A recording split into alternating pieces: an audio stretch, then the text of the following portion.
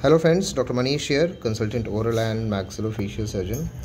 So today we placed one more implant here. It is a routine case.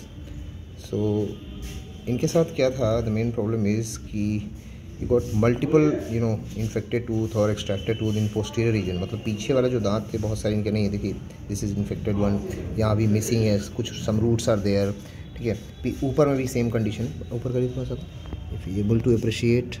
No, this is missing, this is also missing, this one is supra erupted. supra erupted क्या होता है कि कभी कभी क्या होता है कि दांत अगर अपोजिट साइड का दांत मिसिंग है, दैट मीन्स अगर ऊपर का दांत मान लीजिए है, नीचे का दांत नहीं है, तो ग्रेविटी हर चीज़ को पुल करती है. इस वजह से क्या हुआ, सुप्रा इरप्शन हो जाता है. और इनके केस में देखिए क्या हुआ. बंद करिए, तो मुँह बंद करिए, मुँह बंद करिए, मुँह बंद करिए, अच्छे से बंद करिए. हाँ, yes, see this is almost touching the lower jaw. जो लोअर जॉ है इसमें ये टच कर रहा दांत, तो स्पेस ही नहीं है निकालने के लिए. So in this case what we can do कि उस दांत का इंटेंशनल आरसीडी, नॉर्मली आरसीडी करते हैं जब कोई पैथोलॉजी, घाव या कुछ भी इन्फेक्शन हो जाता है, दांत में दर्द होता है. बट इस केस में क्या करना होगा, हम लोग को जानबूझ के एक आरसी करनी पड़ेगी और उसके ऊपर क्राउन लगाना पड़ेगा ताकि उसके हाइट को रिड्यूस कर सके हम लोग लेटर ऑन इम्प्लांट डालने के बाद क्राउन प्लेस करने के लिए, दांत लगाने के लिए. वन मोर थिंग, इनका जो है 40 ईयर्स से ये दांत मिसिंग था. So just see the X-ray. You come to know.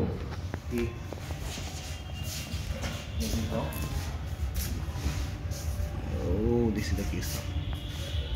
This is our earlier drill, and this is the almost second last one. I think second last. इसमें ज़्यादा clear. Yes, this one. Yeah. See the level of bone loss.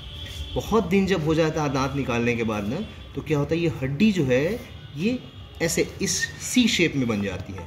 इस वाले में जो previous x ray है इसमें और ज़्यादा क्लियर है, आप देख सकते हैं, ये सी शेप जैसी बन गई. तो एक लिमिट के बाद अगर हड्डी नहीं मिलती है, इनके साथ क्या था, एक और प्रॉब्लम थी कि जो विड्थ होती है जॉ की, जहाँ बोन है जिसमें इम्प्लांट प्लेस करना है, विड्थ इज़ ऑल्सो, विड्थ में जो उनका विड्थ था, width is also very low that time. तो हमने इनका 4.3 का डिस्पाइट ऑल कॉम्प्लिकेशन डाला है, 4.3 का implant, 4.3 in diameter and length is 10.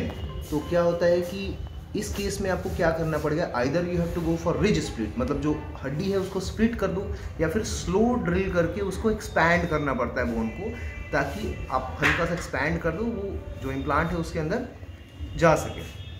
तो ये चीज़ है. तो ये हमेशा मैं ये बात मेंशन करता हूँ कि जब भी आप दांत निकलवाए, either you should go for the immediate implant, जब तुरंत इम्प्लांट करवा लो कि बोन लॉस नहीं होगा. बिकॉज उसके बाद क्या होगा कि या तो अगर मोस्ट ऑफ केसेस में आपको सीबीसीटी कराओ, हालांकि इस केस में हमने सीबीसीटी नहीं करवाया बिकॉज पटना जाना और एक्सपेंसेस वो अलग इशू हो जाता है. सेकेंड थिंग कि आपको क्या करना पड़ेगा, either you have to put a bone graft, artificial हड्डी डालनी पड़ती है, उसमें एक मेम्ब्रेन लगाना पड़ता है, that will increase the cost.